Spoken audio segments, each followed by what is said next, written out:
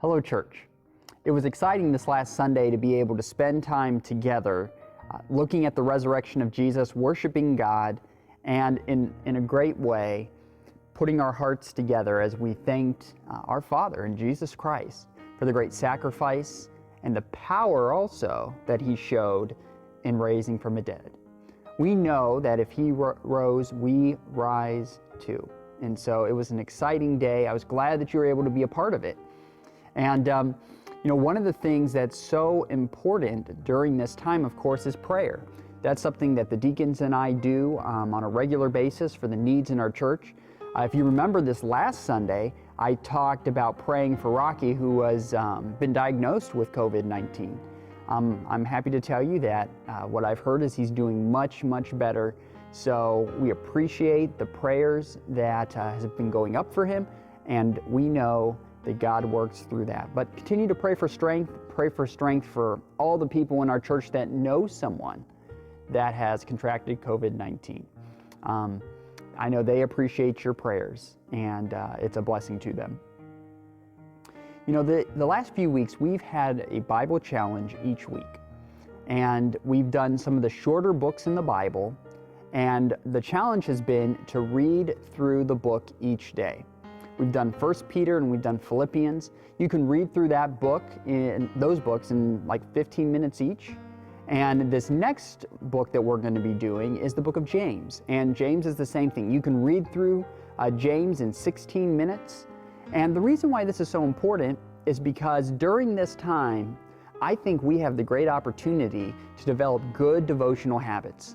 I mean, if you look back on the last 2 weeks, how engaged were you with God? I know a lot of people say, well, I pray to God at times, or I pray to God during the day, and that's a good thing. We should do it. But we are missing out, really, on the relationship God has for us when we ignore time in the Word personally. And so this is a moment where we can say, rather than doing all these extra things or trying to fill my time with more TV watching or more projects, I'm going to, at the very least, read through a book of the Bible each day. And James is such an important book because James speaks to the importance of faith. He talks about how faith makes the difference when it comes to the words that we use. He intertwines faith on how it changes us during trials, how faith battles against temptations and conflicts. Really, the book of James is about the pressures we face in life and how faith gives us the ability to overcome. And so because of that, this book can make a great difference in our lives if we'll let it. James was the brother of Jesus. He became the pastor of the church of Jerusalem after Jesus had risen from the dead.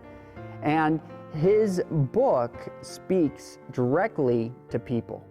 And it challenges people that say they believe in Jesus. I really would say the theme verse of James is found in James 1:22, and he says, "But be ye doers of the word, and not hearers only, deceiving your own selves." That is very, very important. If you've grown up in church, if you've been going to church for a while, it is very easy to substitute knowledge of the Bible or listening to things about the Bible with living God's Word, following God's Word, obeying the commandments of Jesus. And we think because we know so much about the Bible that impresses God. It doesn't. He called us to be followers. Followers are people that walk in the footsteps of Jesus. So we're not to be just hearers, we're to be doers. And so as you read through the book of James, you will be challenged, become more like Jesus Christ, and I guarantee it, you will see the impact it will have on your life. It'll be a blessing. So the challenge for this week is read through the book of James each day. In the description there on our post, you will find that we have a link to an overview of the book of James. And then also, if you would like to just listen to the book of James read to you, you can do that too. There'll be links there in the description for you to be able to follow along. Tomorrow evening at 6 o'clock, I will be doing a message from the book of James. And so I encourage us as a church, let's meditate on that book. Let's think about it. Let's talk about it with our children, our grandchildren. Parents and grandparents, this is a great opportunity for you to connect with your kids and grandkids and teach them the Bible. It's actually not the responsibility of the pastor to teach the kids, it's the parents. And so let's take up that mantle that God calls us to be spiritual leaders in our homes. And by doing that, we will be a blessing and God will be able to work through us.